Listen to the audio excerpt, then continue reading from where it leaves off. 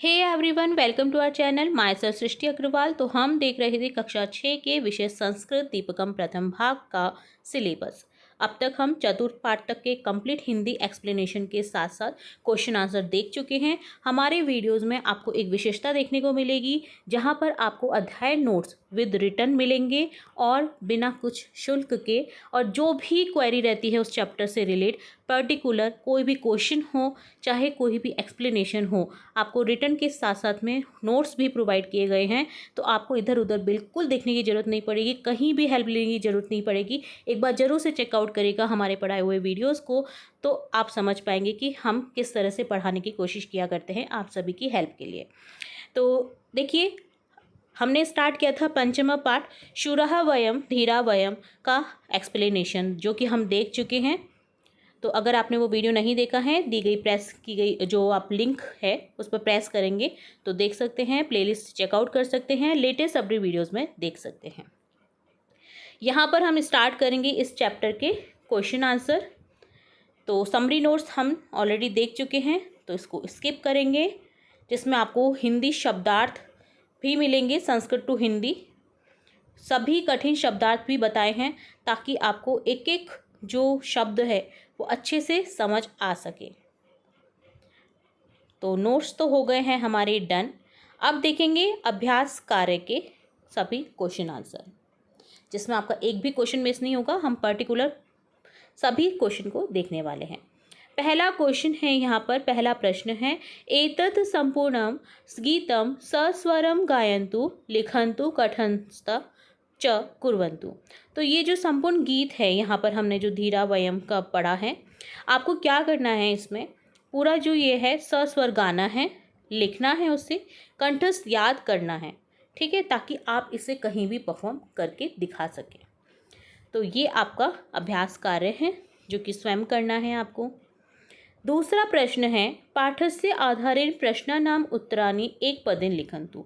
पाठ के आधार पर दिए गए प्रश्नों के आपको एक पद में उत्तर देना है, सिर्फ एक पद लिखना है, पूरा आपको आंसर नहीं देना है। तो चलिए देखते हैं आंसर।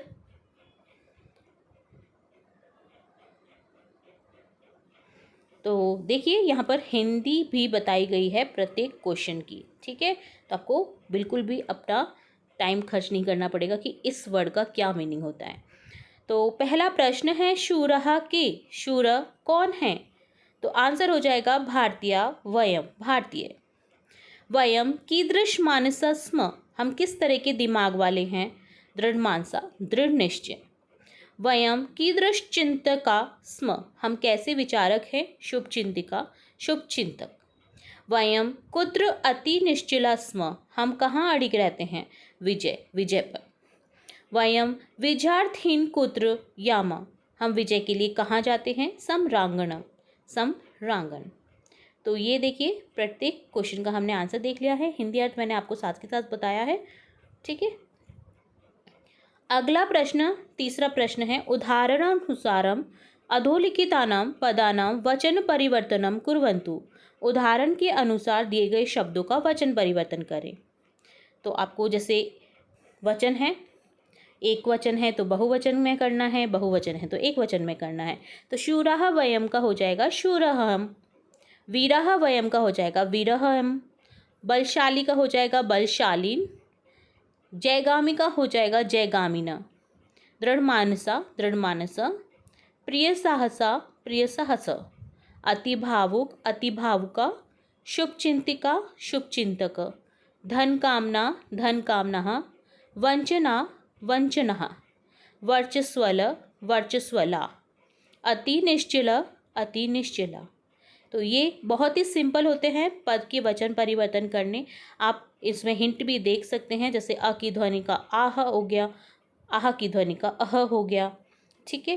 कहीं में न भी आता है, ला जैसे मी छोटी ई की मात्रा के बाद में अह का स्वर दिखाई देगा आपको, जिसमें आप लास्ट में बड़ी ई लगा देंगे। लास्ट वाला जो शब्द है उससे पहले वाला शब्द जिसमें छोटी ई की मात्रा लगी रहती है, उसमें आप बड़ी ई की मात्रा लगा देंगे, तो बन जाएगा उसका एक वचन रूप, ठीक है। तो ये डन होता है तीसरा प्रश्न। चौथा प्रश्न है क स्तंभेन सह ख स्तंभस्य उचित मेलनम कृत्वा रिक्त स्थानं कुर्वन्तु लिखन्तु।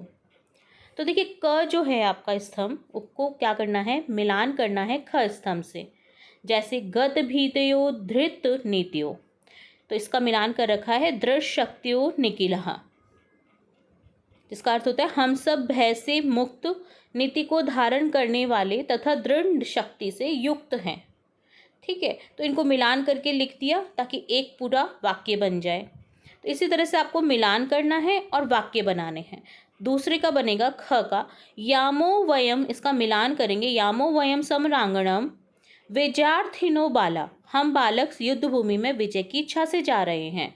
जगदीश, हे परमेश, हे, यहाँ पर हो जाएगा सकलेश, हे भगवान, हे जगत के स्वामी, हे परमेश्वर, हे सबके अधिपति भगवान।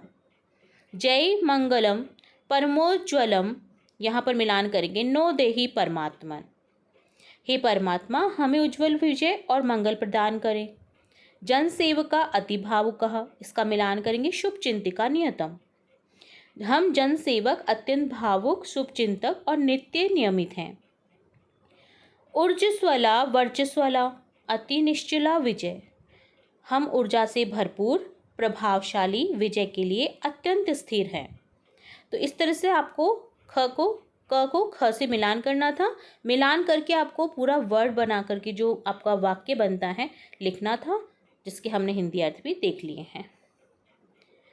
नेक्स्ट प्रश्न है, अगला प्रश्न, उदाहरण अनुसारम अधोलिखितानां पदां वचन परिवर्तन कुर्वन्तु, एक वचन का बहुवचन करना है। जैसे शूरः शूरः, तो यहाँ पर देखिए इसका हम आंसर देखेंगे। तो ये पर्टिकुलर पेज के जो भी क्वेश्चन है वो मैं यहाँ पर लेकर आई थी एक साथ। अब पर्टिकुलर क्वेश्चन देखेंगे। तो उदाहरण के अनुसार नीचे लिखे शब्दों का वचन परिवर्तन करना है। शूरः शूरः, धीरः धीरः, वीरः वीरः, जनसेवक जनसेवकः, धन कामना धन कामनः, निखिलः निखिलः, बालः बालः। अगला प्रश्न है, उदाहरण दृष्ट्वा अधोलिखितानां पदानि परस्पर संयोजन वाक्य संयोज्य वाक्यानि रचयन्तु। तो क को ख से मिलान करके आपको क्या करना है, वाक्य बनाने हैं सिंपली, जैसे हमने ऊपर किया था स्तंभ में क को ख से मिलान करके वाक्य बनाए थे। तो यहाँ पर भी शब्दों को मिला करके वाक्य बनाने हैं। उदाहरण को देख करके नीचे लिखे शब्दों को आपस में जोड़कर वाक्य बनाने हैं। तो जैसे छात्रः पठति, छात्र पढ़ता है। छात्रो पठत, दो छात्र पढ़ते हैं। छात्रः पठन्ति, छात्र पढ़ते हैं। ये बहुत सारे छात्र के लिए होता है। तो एक वचन, द्विवचन और बहुवचन आप समझ सकते हैं यहाँ पर। अहम पठामि, मैं पढ़ता हूँ। आवाम पठाव, हम दोनों पढ़ते हैं। वयम पठामः, हम पढ़ते हैं। त्वम पठसि, तुम पढ़ते हो। युवाम पठथ, तुम दोनों पढ़ते हो।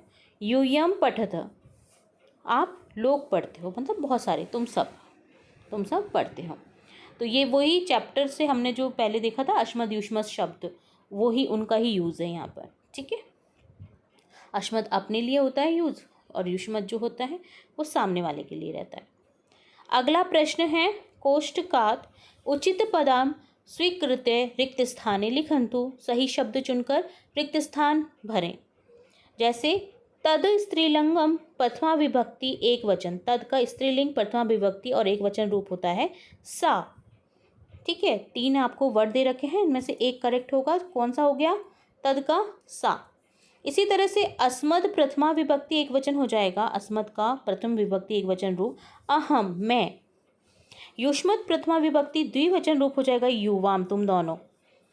तद पुल्लिंगम प्रथमा विभक्ति बहुवचन, तद का पुल्लिंग प्रथम विभक्ति बहुवचन रूप होता है ते, वे सब के लिए जो यूज होता है, तो ते आ जाएगा यहाँ पर, जिसका अर्थ होता है वे। इसी तरह से एतद नपुंसक लिंगम प्रथमा विभक्ति बहुवचन रूप होता है एतानी, एतद नपुंसक लिंग के लिए प्रथमा विभक्ति बहुवचन रूप होता है एतानी, ये जो किसी पर्टिकुलर चीज़ के लिए हम यूज़ करते हैं।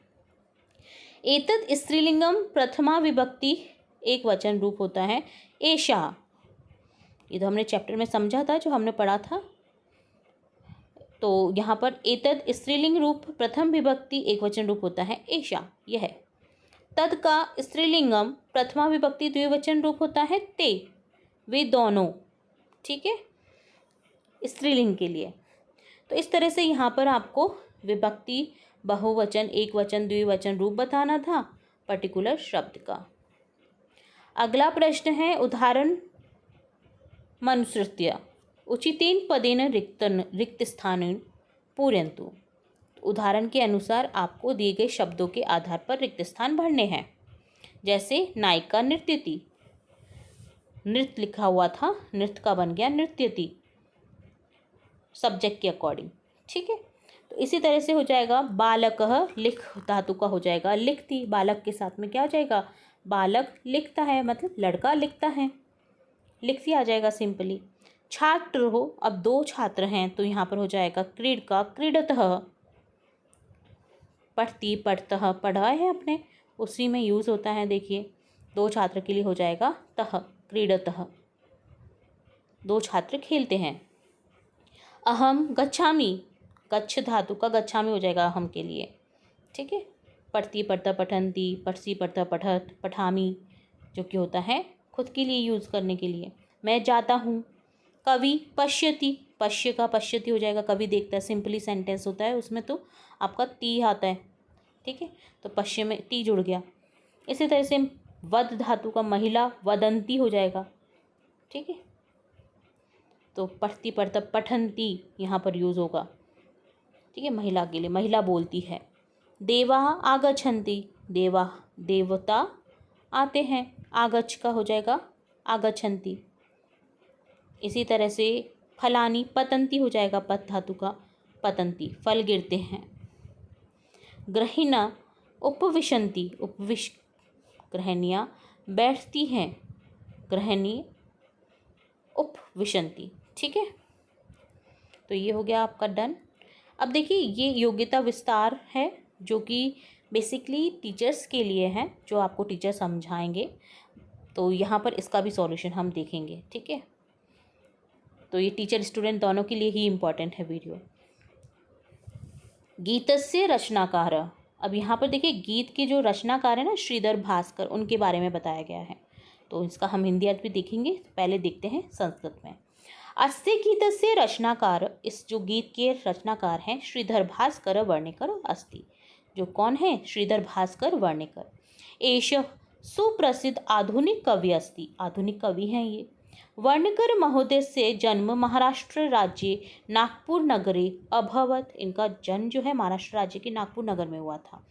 एष अनेकानि काव्यानि नाटकानि गीतानि च रचितवान, इन्होंने कई अनेक गीत नाटक की रचना की है, काव्यों की रचना की है। वर्णिकर महोदय राष्ट्रपति पुरस्कारेण अपि सम्मानित अस्ति, वर्णिकर महोदय को राष्ट्रपति पुरस्कार से भी सम्मानित किया गया है।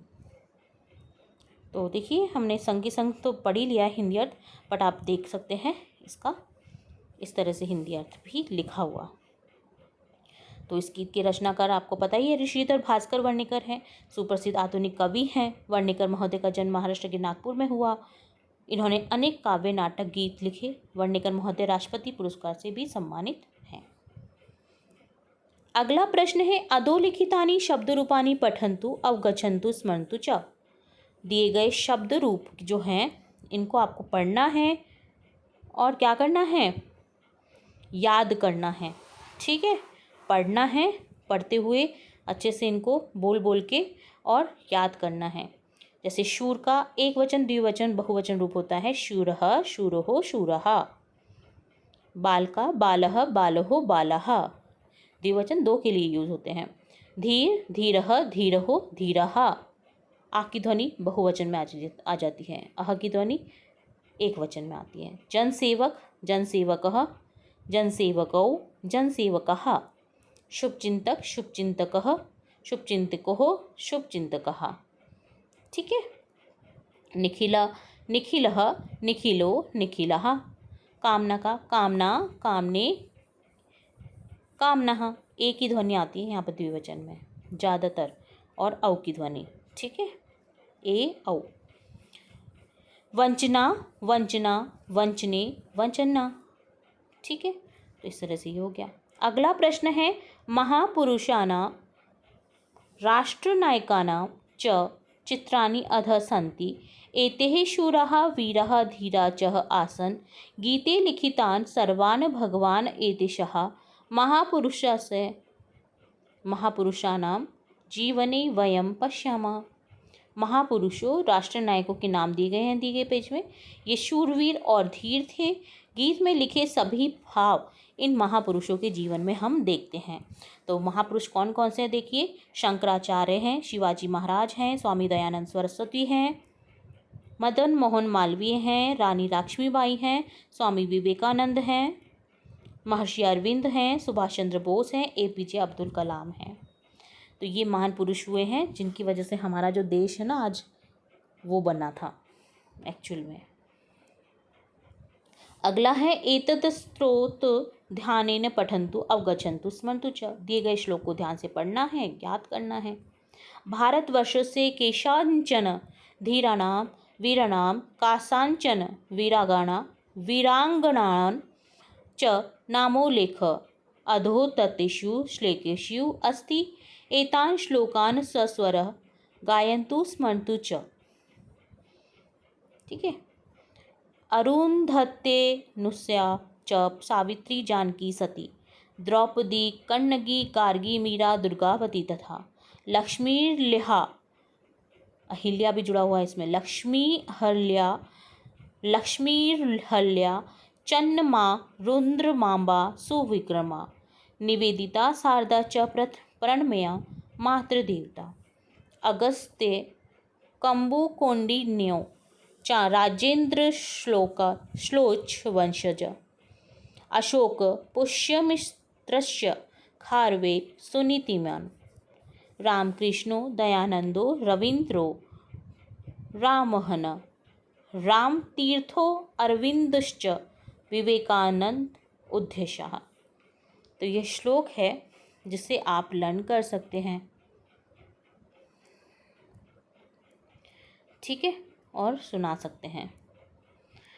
अब देखिए परियोजना कार्य देखेंगे जिसमें 1, 2, 3 प्रश्न हैं। पहला प्रश्न देखेंगे यहाँ पर, अधः प्रदत्तेषु महापुरुषेषु एकस्य लघुजीवन वृत्त लिखन्तु।